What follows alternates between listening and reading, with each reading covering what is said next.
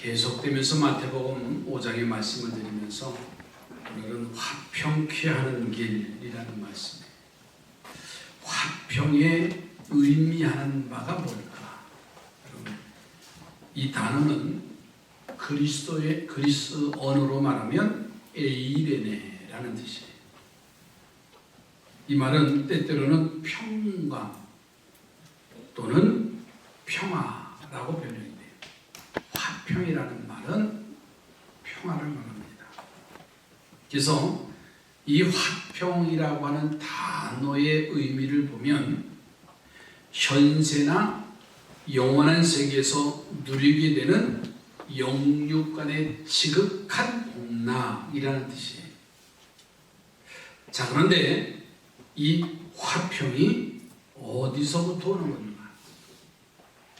평화를 말하지만은 평강을 말하지만은 그 화평, 평강, 평화가 어디서부터 오느냐고 하는 거예요. 바로 청결한 마음의 할례를 받음으로 인해서 오는 화평입니다. 지난주에 마태복음 5장 8절의 말씀을 드렸어요. 마음이 청결한 자는 복이 있나니. 누구를 본다고요? 하나님을 본다 그랬어요. 마음의 할례. 더 구체적으로 말하면 회개하고 복음을 믿어 죄사함의 은총을 입고 성령의 새롭게 하는 사역으로 말미암아 하나님의 형상으로 회복된다. 다시 말하면 거듭난다라는 말씀이에요. 자, 이 심령을 가진 사람은요, 성령 안에서 실제로 의롭게 되기 때문에 성령 안에서 의를 소유하는 거예요. 마태복음 14장 17절에 하나님의 나라는 먹고 마시는 것이 아니다. 오직 성령 안에서 의를 이룬다 그랬어요. 화평을 이루고요, 희락을 나눈다고 그랬어요. 이는 곧 우리가 지금도 추구해온 하늘과 동일한 내용이에요. 다시 말해서 하늘은 성령 안에서 의와 평강과 기쁨을 나누는 거예요. 주님은 어느 날 염려가 많은 사람들을 향해서 마태복음 6장 26절 28절에 이렇게 말씀을 하셔요. 26절 말씀에 보면 공중의 새를 보라. 심지도 않고 거두지도 않고 창고에 모아 들이지도 아니하되 너희 하늘 아버지께서 기르시나니 너희는 이것들보다 귀하지 아니하냐. 공중의 새를 보라. 심지도 않고 거두지도 않는데.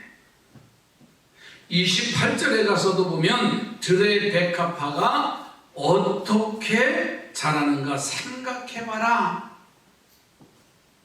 수고도 아니하고 길쌈도 아니한다. 대개 사람들은 이런 말씀을 듣고서는 이렇게 반문할 수가 있어요. 아니, 먹고 살기도 힘든데 사람들에게 새를 보고 꽃을 보라니. 아침에 이른 새벽에 일어나 일터에 나가서 저녁 늦은 시간에 집에 들어와서 잠자기도 바쁜데 공중에 나는 새를 봐라, 들에 핀 꽃을 봐라. 요즘 말로 하면 저 가로수를 단풍을 봐라. 참 목사님, 뭔가 잘못된 거 아니에요? 세상이 지금 이렇게 돌아가고 있는데 무슨 공중의 새를 보고 저 아름다운 단풍을 보라고 그렇게 말할 수 있습니다. 그들은 주님께서 새와 꽃을 보라는 말씀을 듣고서는 새와 꽃을 지으시고 돌보시는 하나님과 이들을 돌보시는 것과 같은 비교할 수 없는 세심한 손길로 그 자녀들을 돌보시는 하나님의 사랑을 주목하라는 예수님의 참된 말씀의 뜻을 모르는 거예요. 그러니 마음에 깨끗할 리가 없지. 하나님을 보지 아니하면, 청결한 마음을 갖지 아니하면 하나님을 볼 수 없다고 했고요. 청결한 마음을 소유하지 아니하면 화평을 말할 수가 없어. 당연히 그런 말 나와요. 마음이 청결한 자는 화평을 누립니다. 또한 그런 다른 사람을 화평케 만드는 거예요. 마음이 청결한 사람은요, 하나님을 본다라고 말씀하셨어요. 할렐루야. 하나님을 본다고 하니까는 우리는 착각하고 있어요. 마치 신선한 사람처럼 세상 삶을 떠나서 올라 저 깊은 산속에서 대화하는, 동행하는 그런 사람으로 우리가 이해하고 오해할 수가 있어요. 하나님을 본다라고 하는 말은 그런 게 아니에요. 하나님을 보는 사람은요, 오히려 고통스러운 삶을 살아가는 이들 가운데서 하늘을 발견하고 또 그 하늘을 다른 사람들과 나누는 거예요. 나누는 거. 여러분, 내가 평안해야 가정이 편안합니다. 그렇죠? 내가 평화롭지 않으면 이 사회도 평화롭지 않은 거예요. 모든 사람이 잘 만나다, 야 좋다라고 하는데 나는 지금 내 안에 평화가 없으면은 그 평화를 누릴 수가 없어. 왜? 마음에 청결함이 없기 때문에. 그러나 하늘을 발견하고 하늘의 그 기쁨을 다른 사람에게 나눠주는 사람은요, 이미 마음의 할례를 받아서 그 마음이 예수님의 마음으로 변화가 되어진 거예요. 아니, 예수님의 마음이 어떤 마음이길래? 그분의 마음은 하늘이라 했어요. 성령 안에서의 평강과 기쁨으로 가득 찼을 뿐만 아니라 이 하늘나라의 기쁨을 다른 이들과 누리기를 소원하는 마음이에요. 그래서 예수님께서는요, 화평케 하기를 원하셔요. 옆에 번하고 화평케 하는 성도가 되십시다. 예수님이 이 땅에 오신 것은요, 고음을 주러 오신 게 아니라 우리에게 평화를 주러 오셨어요. 그래서 화평케 하는 자의 모습이에요. 예수님은 이 평화를 근본적으로 이루시기 위해서 의의 원천이 되셨어요. 모든 사람들이 성령 안에서 의를 이룰 수 있는 길, 곧 복음이 되셨다는 거예요. 이제 사람들은요, 그분을 믿음으로 말미암아 의롭게 되고 화평의 축복을 누리게 되어지는 거예요. 주님께서 완성하신 이 일을 증언하기 위해서 시브리서 기자는요, 시브리서 7장에 가서 보시면 1절 2절에 아브라함에 대한 표현을 하셨어요. 이 멜기세덱은 살렘 왕이요 지극히 높으신 하나님의 제사장이라. 여러 왕을 쳐서 죽이고 돌아오는 아브라함을 만나 복을 빈 자라. 아브라함이 모든 것의 10분의 1을 그에게 나누어 주니라. 그 이름을 해석하면 먼저는 의의 왕이요 그 다음은 살렘 왕이니 곧 평강의 왕이요. 아멘. 자, 여기서 지금 등장하는 멜기세덱, 살렘 왕 멜기세덱입니다. 이 사람을 보면 참 흥미로운 사람이에요. 왜냐하면 많이 등장하지 않아요. 창세기 14장에 잠깐 등장하는 인물이에요. 자, 그런데 연합군 엘람왕, 고임왕, 신하랑 엘사살왕 연합해서 소돔과 고모라 성을 침공해 옵니다. 그때 이 아브라함의 조카 롯과 그의 일가족들이 포로로 잡혀가요. 그 소식을 뒤늦게 알은 아브라함은 그의 군대를 보내서 그 단이라는 곳까지 쫓아가서 그의 조카와 그의 가족들을 포로된 사람들을 다시 데리고 오는 상황이에요. 그리고 그들에게 뺏겨간 전리품까지 다 다시 가지고 옵니다. 되찾아오지요. 아브라함이 전쟁을 끝내고 돌아오는 길에 두 왕의 영접을 받아요. 그 왕이 누구냐면 이제 그 중에 한 사람은 소돔 왕입니다. 그리고 살렘 왕 멜기세덱에게 영접을 받아요. 이 멜기세덱은요, 아브라함과 그의 군사들과 식솔들이 돌아오는 것을 보고 음식을 차립니다. 떡과 포도주를 이제 준비해서 그들이 돌아오는 길에 대접을 하고, 멜기세덱은 제사장의 권한을 가지고 아브라함의 가족에게 축복을 해줘요. 자, 그런데 흥미로운 사건이 하나가 있어요. 무슨 일이 벌어지냐면, 자신을 향해서 축복해주는 멜기세덱에게 전리품 중에 11조를 멜기세덱에게 바칩니다. 시브리서에 가서 보면 이 시브리서 기자는 이 멜기세덱을 예수 그리스도의 증표다라고 표현을 했어요. 이 예수님을 먼저는 의의 왕이요, 그 다음은 살렘 왕이니 곧 평강의 왕이다 라고 시브리서 7장에 말씀했지요. 주님은 먼저는 의의 시작이자 완성이 되는 의의 왕이라는 말이고요. 또한 그분은 의로, 그 의로 인해서 사람들이 끊임없이 넘쳐나는 하루의 평화를 맛보게 된다는 의미에서 예수님은 평강의 원천, 즉 평강의 왕이다. 의의 왕이고 평강의 왕이라고 했어요.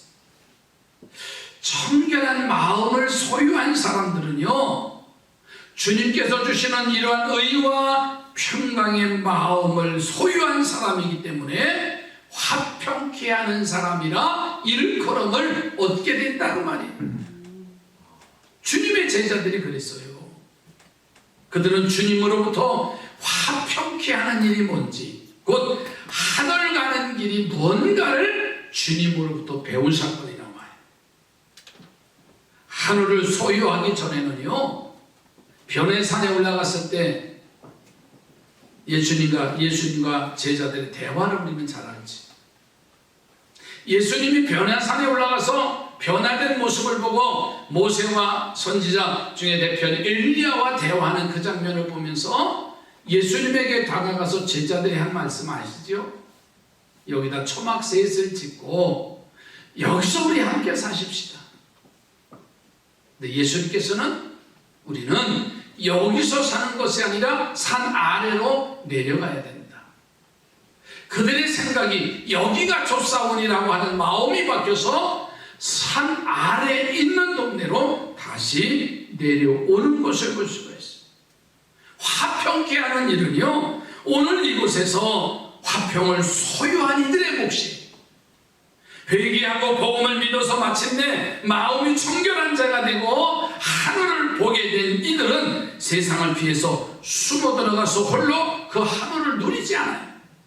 오히려 세상 한가운데 들어가서요, 하늘 가는 길을 나누는 거예요.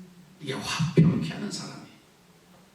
여러분, 먹는 것, 마시는 것에 몰입하는 세상적인 삶에 취한 사람들에게는요, 화평을 말할 수 없어요.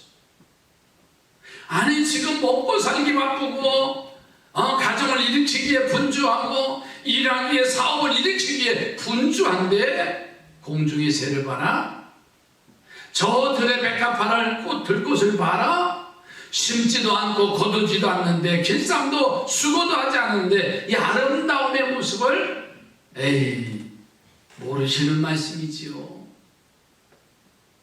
그 마음은 이해가 돼요. 왜? 마음이 청결함이 부족하고 화평함을 누리는 일이, 평화를 나누는 일이 부족하기 때문에 그래요. 그래서 이사야 선지자는요, 이사야서 59장 8절에 말씀합니다. 그들은 평강의 길을 알지 못하며 그들이 행하는 곳에는 정의가 없으며 굽은 길을 스스로 만드나니 무릇 이 길을 밟는 자는 평강을 알지 못하느니라. 아멘. 여러분, 세상이 공평과 정의라고 표현한 일이 얼마나 많아요. 평화를 만들어 갑니다. 그러나 이사야서 57장의 말씀, 59장에 있는 말씀처럼 그들은 평강의 길을 알지 못하는 거예요. 무엇이 평강이고 무엇이 정의인 것을 죄송하지만 알지 못하는 거예요. 더 나아가서 뭐라 해서 그들은 무릇 이 길을 받는 자는 평강을 알지 못한다. 스스로 굽는 길을 만들었다 그랬어요. 주님만이, 주님의 마음을 가진 사람만이 곧 마음의 환례를 받아서 화평을 누리는 자는 하늘을 소유하지 못한 이들이 처한 궁핍한 처지를 외면하지 않고 오히려 자신의 문제로 삼는 거예요. 그는 자신이 누리고 있는 화평을 그들에게 나눠주기를 간절히 원하는 겁니다. 즉 화평케 하는 사람이에요. 우리 다시 한번 옆에 부르고 화평케 하는 성도가 되십시다. 청결하지 않으면 화평을 말할 수 없어요. 청결한 자는 하나님을 부른다고 했어요. 화평케 하는 자는 오늘 본문의 9절 말씀에 보면 그들이 하나님의 아들이라 일컬음을 얻을 것이다. 자, 이 말이에요. 이 성전을 지을 때 참 무더웠고 또 긴 공사 때문에 주변에 소음도 있고 많은 어려움을 줬습니다. 그래서 주민들이 찾아와서 우리에게 보상을 해달라고 해서 협의가 돼서 보상금 일부를 이제 드렸어요. 그리고 최근에 와서 이제 주민들이 또 시끄럽다고 해서 2주 전부터 교회 입구에서 이제 시위를 하고 있습니다. 처음에 보니까 참 불편하고 시끄럽고 한데 우리 주민들이고 우리 식구들이 그래서 교회 의자를 플라스틱 의자를 내놓고 함께 같이 공존하면 좋겠다 해서 화장실도 쓰시고 와서 커피도 드시고 뭐 자유롭게 하시라고. 그런 가운데 지난 수요일날 김장하면서 점심을 먹을 때 두 분이 저를 찾아오셨어요. 그래서 이렇게 해서 좀 했으면 좋겠다. 한참 식사를 하고 나누면서 그랬어요. 예전의 얘기를 잠깐 비쳤더니 그 위원장 되시는 분이 이렇게 말씀하시더라고요. 목사님, 죄송했었습니다. 죄송했습니다. 그렇게 표현하더라고요. 그 하나면 되지. 화평케 하는 일이 뭔가? 내가 화평에 평화로워야 그 사람도 평화로워. 그 사람이 평화로우면 평화롭지 못하면 나도 평화로운 게 아니에요. 가정에도 마찬가지입니다. 내가 평화로워야 내 식구들이 평화로운 거예요. 남편이 평화로우면 아내도 평화롭고 아내가 평화롭지 못하면 남편이 아무리 평화를 얘기해도 평화롭지 않아요. 그러니까 평화로운 사람이 평화롭지 아니한 곳에 들어가는 거예요. 여러분, 이게 전도예요. 우리가 화평이라는 마음이요, 마음을 청결하게 하는 일, 다시 말해서 할례를 통해서 마음이 청결한다라고 말씀드렸어요. 그러므로 화평케 하는 일이라고 하는 것은 다른 거 아니에요. 그 사람의 마음을 덮고 있는 어둠의 장막을 걷어내주는 일이에요. 그 어둠의 장막에 뒤집어 쓰고 있는 한 그 사람은 어둡다, 힘들다, 고통스럽다, 살기가 어렵다고 하는 건 당연하게 나오는 일이에요. 왜? 어둠의 장막이 뒤집어 쓰여 있기 때문에. 온통 보는 게 붉은 것이고 보는 것이 검은 것이고 보는 것이 노랗게 보일 수밖에 없다는 말이에요. 그것을 벗어 던질 수 있는 길은 화평한 사람이 그 속에 들어가서 화평한을 불질러 주는 거예요. 이게 평화로다, 이게 평화야 라고 하면서 전해주는 게 뭐예요? 예수 그리스도입니다. 그 예수 그리스도가 바로 복음이잖아요. 여러분, 전도는 교회를 홍보하는 전단지를 돌리는 게 아니에요.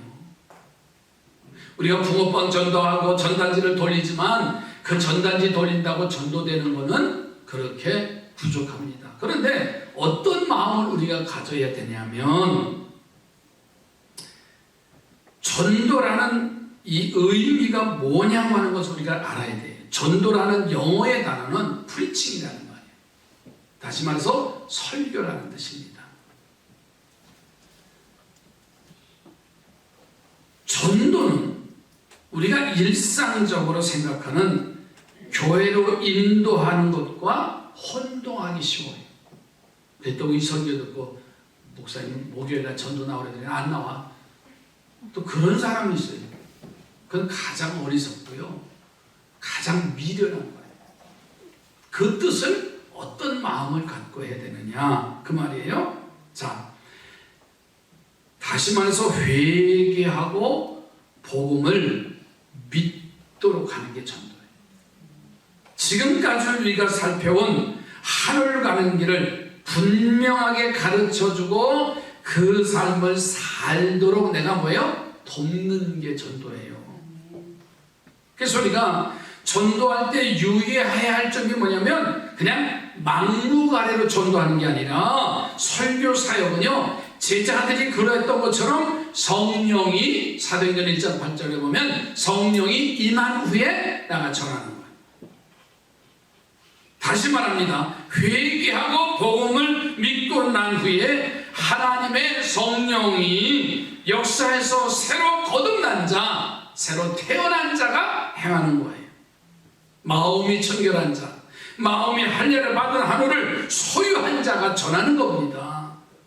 하늘이 무엇인지도 알지 못하는 자가 전하가 되면 오히려 전도의 길을 맡게 될 수도 있고, 우리가 허무하게 될 때가 있어. 붕어빵 전도하는데 얼마 전에 학생들이 우르르 몰려오더라고요. 전도를 하는데 이놈들이 어깨띠를, 어른들 거 뺏어서 지들이 어깨띠를 두르고, 그리고서는 붕어빵 나눠주고 뭐 그냥 어디 갔다 오는데 참 마음이 불편하더라고요. 그게 전도가 아니잖아요. 그냥 전단지 나눠주는 것에 불과하지. 전도는요, 예수 그리스도의 삶을 보여주는 거예요. 내 얼굴이, 내 삶이 전도가 된다는 말이에요. 여러분 보세요. 문둥병자를 고치신 후에 그들에게 아무 말도 하지 말 것을 명하셨어요. 왜 그러셨을까? 아직 그는 주님의 일을 행할 준비가 되지 않았다고 했어요. 그래서 예수님은 그 마을에 들어가지 않고 다른 곳으로 가시는 그 상황이 나와요. 그러니까 어설픈 전도는 주님의 일을 오히려 방해할 수도 있어요. 그가 자신에게 일어난 일의 깊은 의미를 알지 못하고 그의 육신의 병이 나은 것만 전함으로 오히려 복음의 참뜻을 왜곡시키기 때문에 그래요.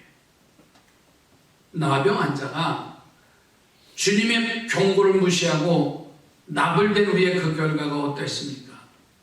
예수님께서는 다시는 동네에 들어가지 못했고 오직 한적한 곳에 계시다고 하는 것이 마가복음 1장 45절에 말씀하고 있어요. 물론 그렇다고 전도에 준비되지 못한 사람이라고 아무것도 할 수 없는 일은 아니에요. 전도라는 말, 곧 화평을 전하는 교회로 인도하면 돼요. 이 일을 가장 잘 보여준 사람들이 누구냐면, 그의 친구들이 중풍병자 병에 걸린 그 사람을 들것에 데리고 와서 예수님이 계신 곳에 지붕을 뚫고 내리는 장면이 나와요. 이 사람들은요, 단 한 가지 뭐예요? 그냥 자기 친구 중풍병자를 주님 말 앞에 내려놓은 것뿐입니다. 그러나 그들은 이 일로 그들이 할 수 있는 전도를 다한 거예요. 예수님은 그 환자를 보고 일어나 제 사함을 받았으니 일어나 상을 들고 가라, 복음의 메시지가 전해져요. 화평케 하는 자, 하늘을 나누기 위해 힘쓰는 전도자들의 발걸음은요 참으로 아름다운 발걸음입니다. 이들이 있어서 사람들은 소망 없는 세상에서 하늘을 향한 소망을 품을 수 있게 된 줄로 믿습니다. 그래서 바울이 복음을 전하는 사람들의 발걸음이 얼마나 아름다운가를 로마서 10장 15절에 이렇게 말씀하셔요. 보내심을 받지 아니하였으면 어찌 전파하리요. 기록된 바 아름답도다. 좋은 소식을 전하는 자들의 발이요 함과 같으니라. 함께 다 있습니다. 보내심을 받지 아니하였으면 어찌 전파하리요. 기록된 바 아름답도다. 좋은 소식을 전하는 자들의 발이요 함과 같으니라. 할렐루야. 이들이 걸어가는 곳곳마다 하늘의 씨앗이 뿌려지고 자라며 열매를 맺게 된다는 거예요. 하늘의 화평이 넘치도록 임하고 그 무엇으로도 막을 수 없는 기쁨이 넘치는 겁니다. 그들의 발걸음을 화평케 하는 발걸음이고 하늘을 이루는 발걸음이라는 거예요. 여러분, 그렇기 때문에 복음을 전하는 일은 복된 길이에요. 그들을 그리스도에게로 이끌어가 온다는 것 자체가 복 중에 복이 될 줄로 믿습니다. 여러분, 실제로 주님의 파송을 받은 전도자들은요, 전도의 현장에서 어떤 일이 벌어졌는 줄 아세요? 귀신들이 나가는 역사가 나타났어요. 그들이 주님에게 돌아와서 이 사실을 보고할 때 예수님께서요, 화평케 하는 자에게는 이보다 더 큰 권능이 임할 것이라고 누가복음 10장 18절 19절에 말씀하죠. 예수께서 이르시되 사탄이 하늘로부터 번개같이 떨어지는 것을 내가 보았노라. 내가 너희에게 뱀과 전갈을 밟으며 원수의 모든 능력을 제어할 권능을 주었으니 너희를 해칠 자가 결코 없으리라. 아멘. 내가 너에게 뱀과 전갈을 줘도 해하지 않는다. 아멘이지요. 그러니까 주님의 일을 하면 주님이 능력 주신다는 거예요. 여러분, 내가 내 일을 하면 할 수 없어요. 사람의 마음을 가지고 주의를 하는 거는요 할 수 없습니다. 당연히 나와요. 이해가 돼요. 저는 목사님 저 못해요, 저 안 해요. 왜? 내 상황과 환경과 모든 조건을 보면 할 수 있는 상황이 아니란 말이에요. 맞아요. 그런데 주님의 음성을 듣고 마음이 청결하고 내 안에 평화가 넘치므로 내가 그 일을 전하면요 주님이 대신 그 일을 해주시는 거예요. 내가 하는 게 아닙니다. 대단하다고요? 아니에요. 주님이 외면하면은요 별거 아니에요.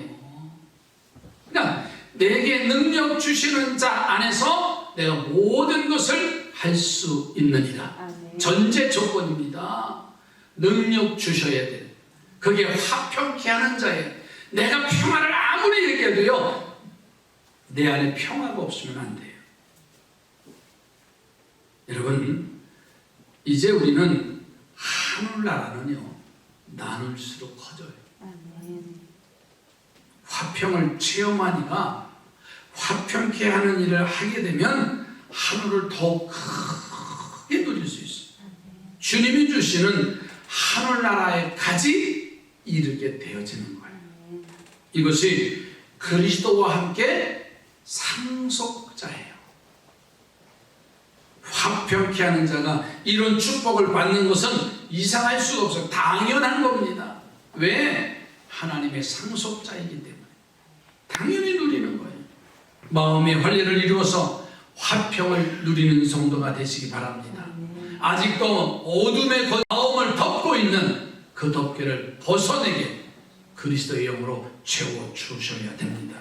그러면 그가 복이 있는 사람이 그리스도의 장성한 분량에 이르기까지 이제는 젖을 먹는 부드러운 것을 먹는 것이 아니라 딱딱한 것을 먹고 어린아이적인 유아적인 모습에서 이제 우리의 영적인 삶은 청년기를 넘어 어른에 이르기까지 성숙한 하나님의 자녀들로 삼아 세워지게 될 줄로 믿습니다.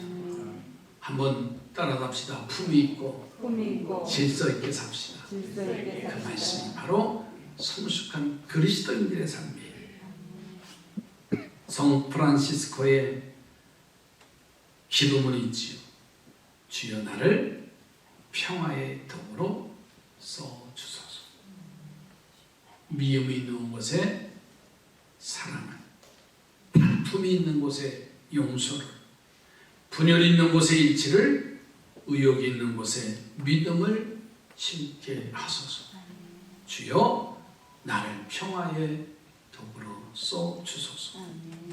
오류가 있는 곳에 진리를, 절망이 있는 곳에 희망을, 어둠이 있는 곳에 광명을, 슬픔이 있는 곳에 기쁨을 심게 하소서. 주여 나를 평화의 덕으로 써주소서. 위로받기보다는 위로하고, 이해받기보다는 이해를 하고, 사랑받기보다는 사랑하며, 자기를 온전히 줌으로써 영생을 얻기 때문이니 주여 나를 평화의 덕으로 써주소서. 기도합니다. 화평케 하는 자는 복이 있나니 그들이 하나님의 아들이라 일컬음을 얻게 되리라. 하나님, 마음이 청결함으로 하나님을 보게 하시며, 하나님을 본 자는 마음이 이제 화평케 되므로 나가 이웃에게 평화를 줄 수 있는 한 가족 되게 하옵소서.